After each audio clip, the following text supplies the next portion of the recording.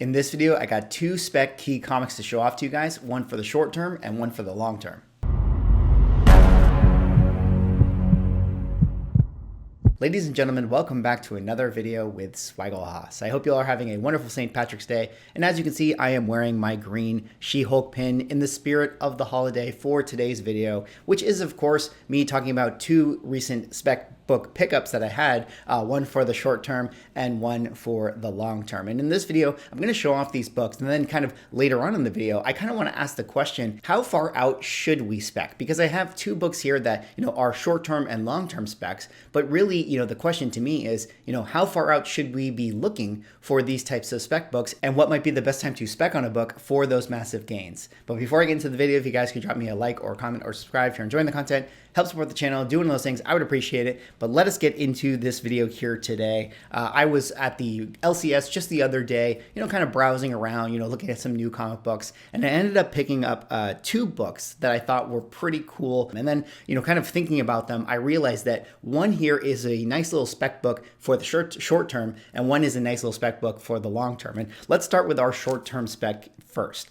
This is a book that, I've always had my eye out. It's not like that it's a super rare book, but it's one that I just personally have never owned. But the book I'm talking about right here is Amazing Spider-Man number 265, First Appearance of Silver Sable. And this is a book that I think has really gotten hot in the market recently due to the fact that, in the Kraven movie, it was recently announced that we were going to be getting the Foreigner as the villain of that film. Now, the Foreigner is kind of a mercenary character who is actually the ex-husband of the character of Silver Sable and makes his first appearance in Spectacular Spider-Man number 116, a book that, showed up last week on a bunch of hot lists. And to me, I thought that that was, kind of a cool, interesting book that came out in the market. But for me, like when I saw that news, that made me think of this book right here, because if they're laying the foundations to lead to Silver Sable feels like a character that they would want to bring into that Sony Spider-Man universe. So this feels like a really good book to pick up for that reason. Now, this is kind of like in the spirit of today's video. For me, it's not that I've never seen this book before. It's not that I've never come across it before. It's just one of those things, like every time I've seen it, I've always thought to myself, like, yeah, Silver Sable is a great character. I'm sure at some point in the future, there will be, something done with her. But like, how long do I have to wait to have her character come to fruition on the screen? Like, how long, is it going to take for the breadcrumbs to be leading to that character? And then when we finally got the news that that the Foreigner is going to be in the, Kraven film, that to me was like, okay, we're starting to actually see the path to this character. So this became a book that, was more interesting to me as a spec book. This one I got for $9 because it had 20% off. It's probably like a fine plus or so, but still a great book, still a great character.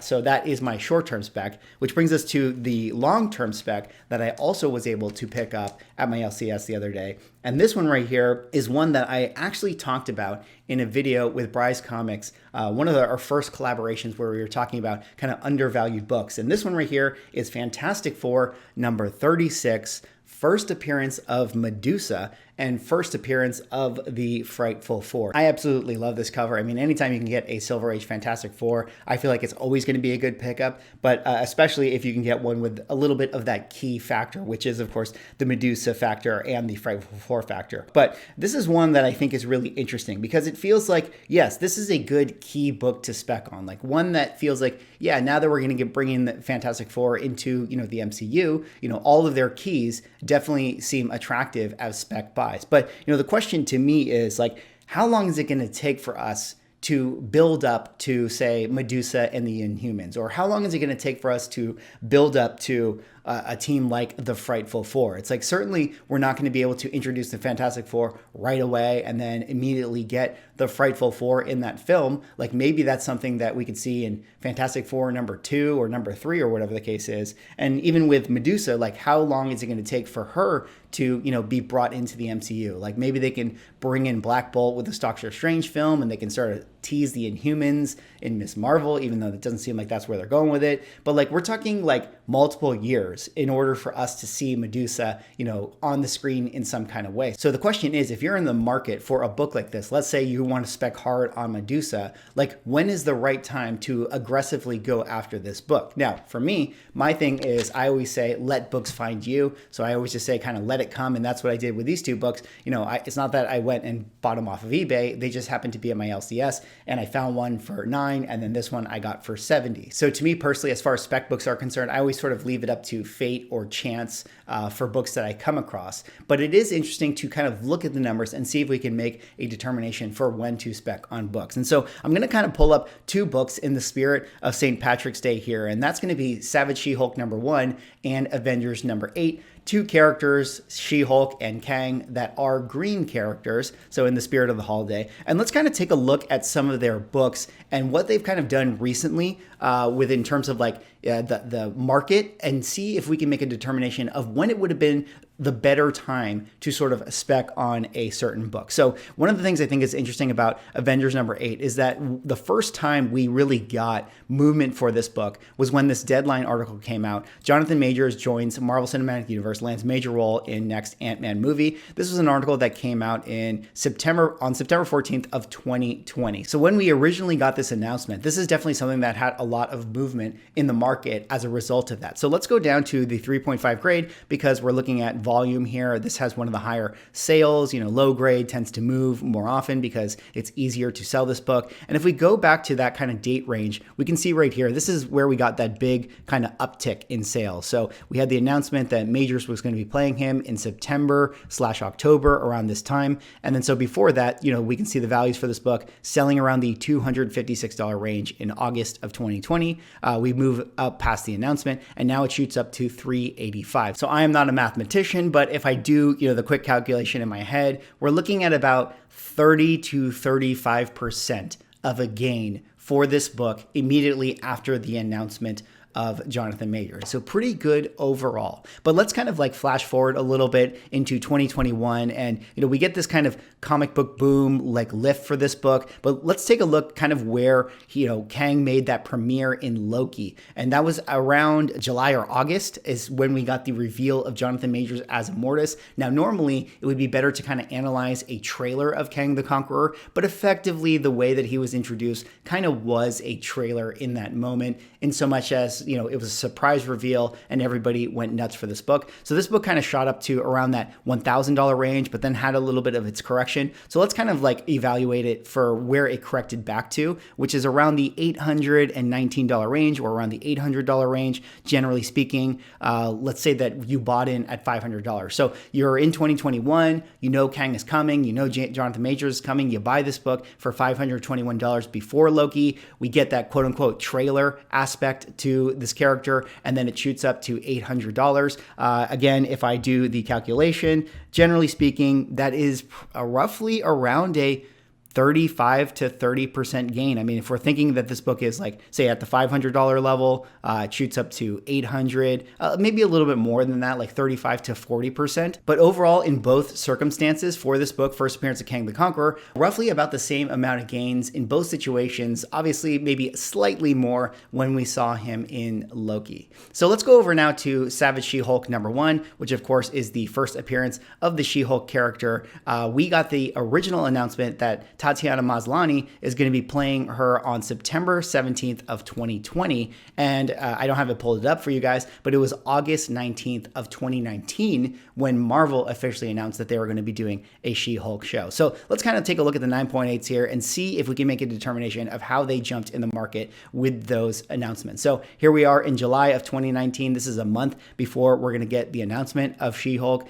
This is a book that sells for $362 in 9.8 grade. We get that announcement in August or September of 2019, and it jumps up to $474. So $474, let's do the other calculation, kind of roughly around a 35% gain in value. We flash forward here to August of 2020. This is the month before it is announced that Tatiana Maslany is going to be She-Hulk. The book is selling around $491. We pop up to the next month, September, up to $650. So once again, we do our calculation. Again, roughly about a 35% jump in value. Then we get into 2021, the whole market goes crazy. Let's say we buy this book in February of 2021 before the height of the show.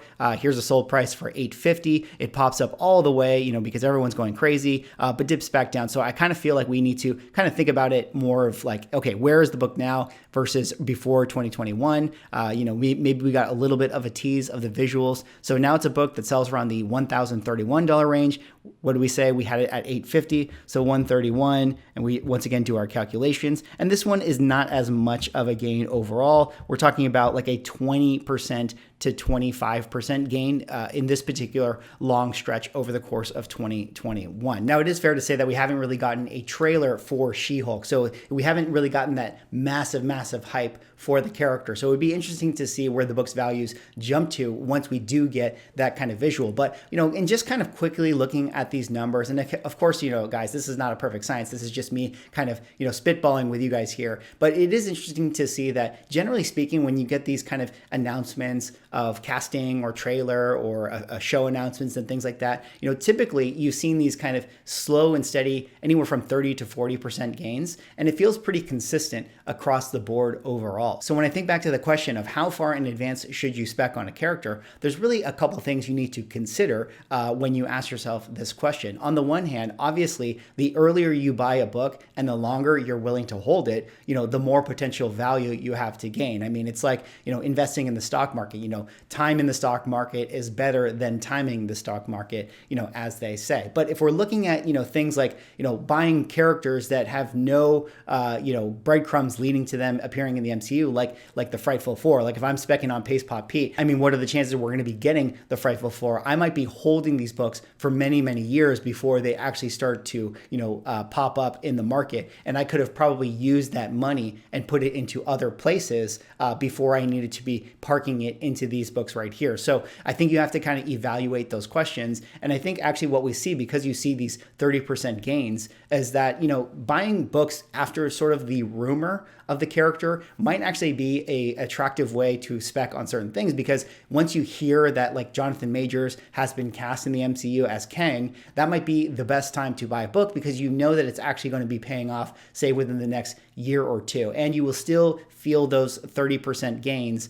when we get him in the trailer, when we get him in the actual movie. So that might be a good time to buy that book. You may not be able to get, that bottom value before it's ever even announced that he's in the show, but it might be a good and reasonable time to spec on certain characters. So in my short-term and long-term specs here, I might be sitting on this Frightful Four book for many years, but I might have the highest potential gain to have for myself. Whereas a book like this, now that we know that the road is leading to Silver Sable, I might be able to cash in on this short-term spec much sooner. But maybe I wasn't able to buy it at the absolute dollar bin value level that I would get for, so a quote-unquote dollar bin value level for this book right here, because we don't know that the Frightful Four is coming. Anyways, that is all I have for this video. That was me showing off my two new long-term and short-term specs. What do you guys think about this stuff? Like, how long do you guys feel you want to be speccing on certain books? I mean, at the end of the day, again, guys, like I always say, just buy what you like anyways. Let books come to you. That's kind of what I do with my stuff, but it is really interesting to think about this and talk about it and kind of look at some of the numbers.